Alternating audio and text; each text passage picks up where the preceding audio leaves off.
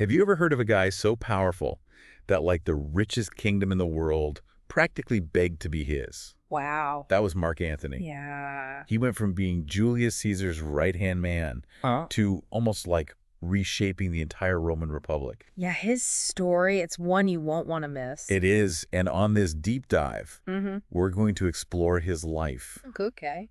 using this fascinating interview with Professor Jeff Tatum. Okay. He's like Mark Antony's biographer for our times, you could say. I like it. So if you're ready to see Roman history like in a whole new light, All right. hit that subscribe button Yeah. because we're about to uncover the man behind the Shakespearean drama. You know, it's so interesting how Mark Antony is often relegated to like a footnote in Cleopatra's story. But he was a force all on his own. Yeah. He was a brilliant general, a shrewd politician, and incredibly ambitious. Yes. So let's set the stage. Okay. We're right after Caesar's assassination. Okay. Picture the chaos. Yeah. The scramble for power. Right. How did Antony, Caesar's closest ally, navigate that treacherous landscape? You know what's really interesting is that Antony's first move was actually brilliant. Okay. He teams up with Cicero, this powerful senator, who, get this, had actually supported Caesar's assassination. Wait, Cicero? Yeah. Caesar's biggest critic. That's right. That's a wild alliance. Yes. Why would Antony do that? Exactly. Yeah. It was pure strategy. Okay. Antony needed to stabilize things, prevent further violence, and buy himself time to consolidate his own power base. So it wasn't about friendship. No. It was about survival. It was total pragmatism. Okay. And, you know, they were completely on opposite sides when it came to Caesar and the future of Rome. Right. This was purely a temporary truce. Okay. Just a way to avoid an immediate civil war. I see. And then you have young Octavian. Caesar's heir stepping onto the scene. Right. How did that change things? Well, Octavian's arrival completely threw a wrench in the works. Okay. You have this young man, barely an adult, claiming Caesar's legacy. And Cicero saw this as the perfect opportunity to push Antony aside. So Cicero's playing both sides. Yes. Using this rivalry between Antony and Octavian to his advantage. Exactly. That's some serious political chess. Oh, absolutely. Classic Cicero. Right. Always the strategist. Yeah. And he even encouraged Octavian to raise his own private army. Hold on, a private army? Yes. That's a direct threat to Antony. Absolutely. How did Antony react to this young upstart trying to muscle in on his territory? Well, at first it seems like he didn't take Octavian very seriously. Okay. He focused on securing Gaul as his province. Yeah. This gave him control of a powerful military force. Which makes sense. Gaul was strategically vital. Yes. And having troops loyal to him was crucial. Right.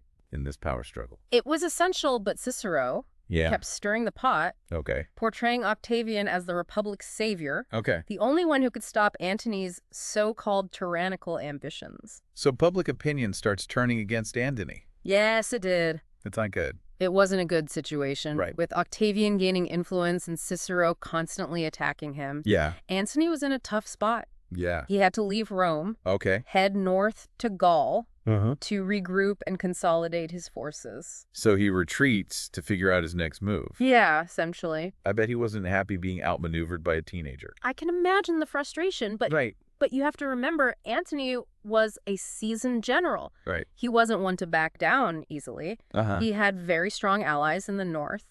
Men who'd served with Caesar and remained loyal to him. So this is where Antony's past relationships and strategic alliances start to pay off. Precisely, these alliances were absolutely crucial to his comeback. After a series of battles, he marched back into Italy with a formidable army, forcing Octavian to reconsider. So instead of a full-blown war, they decided to team up. What led to that? Well, both Antony and Octavian realized that a prolonged civil war would only weaken Rome and help their enemies. Plus, they had a shared goal, avenging Caesar's death. So revenge becomes the common ground for these rivals. In a way, yes. Okay. They formed what's known as the Second Triumvirate. Okay. Along with another powerful figure, Lepidus. Lepidus, who was this third guy in this power trio. Lepidus is often forgotten. Right. But he was a very wealthy, well-connected nobleman. Okay. And a close ally of Caesar. His presence in the triumvirate added legitimacy and military strength to the alliance. Okay, so now you have this triumvirate. Yes. With absolute power. Right. And a mission to restore order and avenge Caesar. That's right. What did they do first? First, they consolidated their power ruthlessly. Okay. They instituted what were known as the proscriptions. Proscriptions? Yes. What were those? Imagine a public list of enemies. Uh-huh. Anyone who threatened their authority could be killed without consequence. Wow. Their property was also confiscated. Wow. That's a brutal way to get rid of your opponents. It was incredibly effective, though. Right. So what about Cicero? Yeah. Was he on that list? He was, at the very top. Wow. Antony finally got his revenge. Yeah. Cicero was captured and executed. Wow. His head and hands put on display as a warning to others. That's a dark end for such a renowned orator. It is. Really shows how ruthless this triumvirate was. Absolutely. So they've eliminated their enemies in Rome. Right. What's next? Well, with their power secure in Rome, they turned eastward. Okay. Where Brutus and Cassius, Caesar's assassins, had amassed a large army. So the stage is set for a showdown between Caesar's avengers and his assassins. Right. This is where Antony's military brilliance really shines, right? Absolutely. The Battle of Philippi was a decisive victory. Wow. For the triumvirate. Okay. It was a brutal, bloody affair. Right. And Antony was the hero. Really solidifying his reputation as a formidable general. So they've avenged Caesar, crushed their opposition. Yeah. What does Antony do next? Yeah. Does he settle into a comfortable life as a ruler of Rome? Not quite. Victory at Philippi came with a price. Oh, okay. They had thousands of veterans who needed land and money, which was a huge logistical and financial challenge. Right. The spoils of war are never simple. How did they handle this? They divided the responsibilities. Okay. Octavian was tasked with settling the veterans in Italy. Okay. A very unpopular move that displaced many Italian farmers. So Octavian gets the dirty work. He does. The tough choices. Yeah. What about Antony? Antony headed east to refill the treasury. Okay. His mission was to extract funds from the wealthy provinces of the Eastern Mediterranean, including, of course, Egypt. And this is where he crosses paths with Cleopatra. Yes, it is. Talk about a fateful encounter. A truly fateful encounter. Yeah. That would change the course of history. It would. Indeed. We'll dive into that Antony and Cleopatra saga. Okay. In part 2. Sounds good. You won't want to miss what happens next. I can't wait. If you're enjoying this deep dive into history, hit that subscribe button to make sure you don't miss any of the fascinating stories we have coming up. Okay. We'll be back soon. Great. Welcome back to the deep dive. We left off with Mark Antony heading east to replenish Rome's coffers. He had no idea he was about to step into a chapter of his life that would become the stuff of legends. Right. So let's talk about that meeting with Cleopatra. Okay. Professor Tatum. Yeah. You know, he paints this really vivid picture of this encounter. Yeah. And it wasn't just a meeting. It was like a carefully crafted spectacle. It was a spectacle. Yeah, so tell me about that. Well, Cleopatra knew how to make an entrance. Okay. She sailed into Tarsus on this magnificent barge. Wow. Dressed as Aphrodite, the goddess of love. Uh-huh. It was this calculated display of wealth and power. Yeah. Meant to both awe and intimidate Antony. Wow, talk about an entrance. It was an entrance. Yeah, it seems she really knew how to command attention. Yeah, she did. But this wasn't their first meeting, was it? No, you're right. They had met years earlier in Rome. Okay. When Cleopatra was a young queen, just trying to secure her claim to the Egyptian throne. So there was already a history between them. There was. Even if it wasn't romantic at that point. Exactly. But this meeting in Tarsus was different. Okay. Antony was now a powerful triumvir. Right. And Cleopatra needed his support to protect her kingdom's interests. And it worked, didn't it? It did. They began a relationship that would shake the very foundations of the Roman world. They did. They spent the winter together in Alexandria. Wow. And Cleopatra became pregnant with Antony's child. So it was more than just a fling. It was. But their relationship was complicated, right? It was very complicated. What do you mean? It wasn't just like a passionate love affair? Well, there was certainly passion. Yeah. But there were also, political calculations on both sides. Okay. I mean, Cleopatra needed Antony's military and political backing. Right. And Antony was drawn to her charisma, her intelligence, and of course the vast wealth of Egypt. Right. So it was a combination of love and political strategy. A dangerous mix. A dangerous mix. It was. And this relationship would eventually become a major source of conflict. Yes. Between Antony and Octavian. Absolutely. Right, because while Antony was in Egypt with Cleopatra, yes, things were falling apart back in Rome. They were. His wife Fulvia right. and his brother started a war against Octavian. The Perusian War, as it's called. Was a very complicated situation. Yeah. Historians still debate whether Fulvia acted on Antony's orders or if she went rogue. Wow. Regardless, it put a huge strain on the already fragile triumvirate. So Antony's personal life was creating major political problems. Yeah, you could say that. Wow. Fortunately for both Antony and Octavian, Fulvia died while Antony was on his way back to Italy. That seems very convenient. It was her death allowed them to blame her for the war, reconcile, and avoid another bloody conflict. So they patched things up. They did, and to further solidify the peace, Antony married Octavian's sister Octavia. So they became family. Yes. That's one way to keep your friends close and your enemies closer. It is a classic strategy. And this marriage produced children. Yes, it did. Who would play significant roles in the future Helio-Claudian dynasty. Right. So even in his downfall, Antony's legacy would live on. It would. Through his children. That's pretty incredible. That's quite a legacy. But this piece with Octavian, it was just a temporary fix, wasn't it? You're right. The tension between them ran too deep. Yeah. They had fundamentally different visions for the future of Rome. What were those differences? What was at the heart of their conflict? Well, Octavian was a very shrewd and calculating politician. Right. He believed in a strong, centralized government with himself at the head naturally. Of course. Antony, on the other hand, was more traditional. Okay. He believed in the old ways, the power of the Senate, the importance of military glory. So it was a clash between the old guard and the new order. In essence, yes. And their personal rivalry fueled by ambition.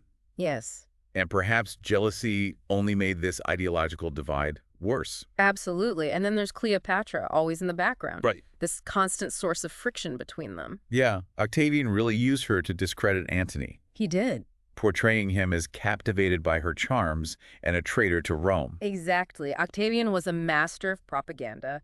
He understood the power of public opinion. And he painted Antony as this foreign-loving, power-hungry, decadent ruler. Wow. A threat to Roman values and traditions.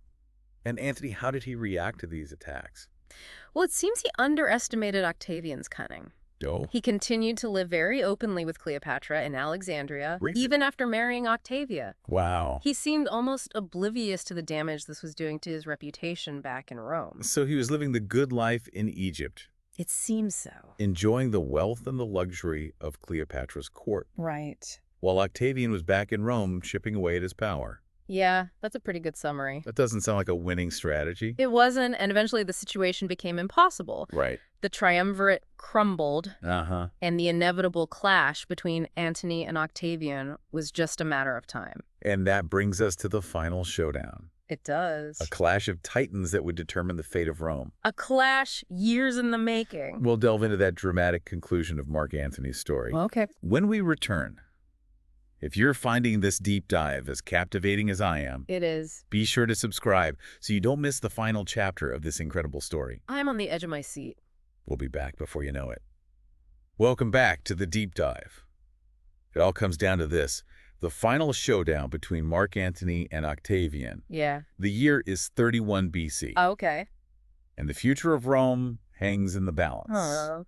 Antony, settled in Alexandria with Cleopatra finally decides to make his move. Right. He must have known this is a huge risk. Yeah. Going up against Octavian, who had the Roman Senate behind him. Right. This was a bold, maybe even reckless move. It was a gamble, for sure. Right. And some would argue a miscalculation on Antony's part. Yeah, what do you think? Oh, he believed in his military strength, the loyalty of his legions, and the resources of Egypt. Right. But it's very possible that he underestimated Yeah. Octavian's strategic brilliance and the power of Roman propaganda that had been, steadily turning public opinion against him. And then there's Cleopatra. Right. Professor Tatum really highlights that Antony's choice to bring her along on this campaign was a fatal mistake. It was a decision that puzzled many of Antony's advisors. Really? Yeah. Why? Well, despite her intelligence and her political savvy, Cleopatra was seen as a foreign queen a liability Right. in the eyes of Roman soldiers and citizens. It's not a good look. No, her presence just gave more fuel to Octavian's propaganda machine, portraying Antony as a pawn in the hands of a foreign power. So even before the first battle, Right. Antony was facing an uphill battle. He was. Dealing with these strategic blunders and like a PR disaster. Yeah. Let's talk about the Battle of Actium. Okay. The pivotal naval clash that sealed Antony's fate. You know, the Battle of Actium, it wasn't really a clear-cut victory for Octavian.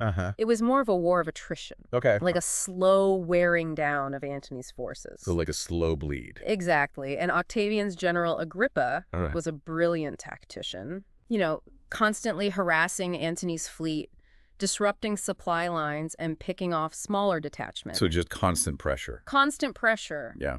That really demoralized and exhausted Antony's forces. So it wasn't one epic clash. Right.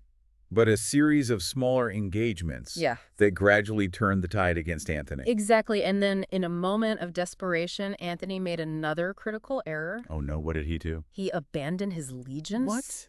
He left his army behind. He did. Why would he do that? That's a question that has baffled historians for centuries. Yeah, I bet. Some believe it was a panicked attempt to save Cleopatra. Okay. Others suggest that he thought he could rally more forces back in Egypt and fight another day. Okay. Whatever the reason, it sealed his fate. Yeah. His legions, feeling abandoned by their leader, lost hope, and eventually surrendered to Octavian. Wow, what a dramatic turn of events. It was. Antony returns to Alexandria, defeated his army, gone, his reputation in ruins. What was going through his mind in those final days? Yeah. Did he know it was over?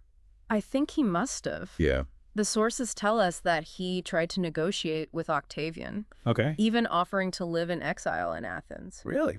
Yeah, but Octavian wanted total victory. And Antony, you know, with his proud Roman spirit, refused to be taken prisoner. So he chooses a warrior's death. He does. A dramatic end befitting a man who had lived his life on the edge of a sword. Yes. The sources describe him falling on his sword. Wow. Ending his own life with Cleopatra by his side.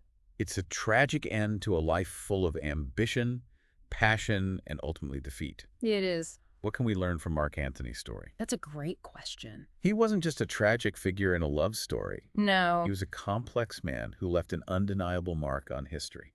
What's so fascinating about Antony is that he embodies both the strengths and the weaknesses of the late Roman Republic. I see. He was brave, ambitious, a brilliant military leader, but also impulsive, prone to excess. Right. And perhaps too trusting. And his story is like a cautionary tale. It is. About the dangers of unchecked ambition, the fragility of alliances when personal rivalry comes into play, and the corrupting nature of power. Absolutely. And maybe a reminder that even the most powerful figures can be brought down by matters of the heart. Indeed, Antony's relationship with Cleopatra, while undoubtedly genuine, ultimately clouded his judgment and played a role in his downfall. So as we wrap up our deep dive into Mark Antony's life, here's something to think about. Okay. What if he had never met Cleopatra? Right. Could he have outmaneuvered Octavian and become the sole ruler of Rome? It's a fascinating what if. It really is. Historians continue to debate it. They do. If you enjoyed this journey through history, be sure to hit that subscribe button. Yeah. We have many more fascinating figures and events to explore together. I can't wait. Until next time, keep those minds curious. And remember, history is full of surprises.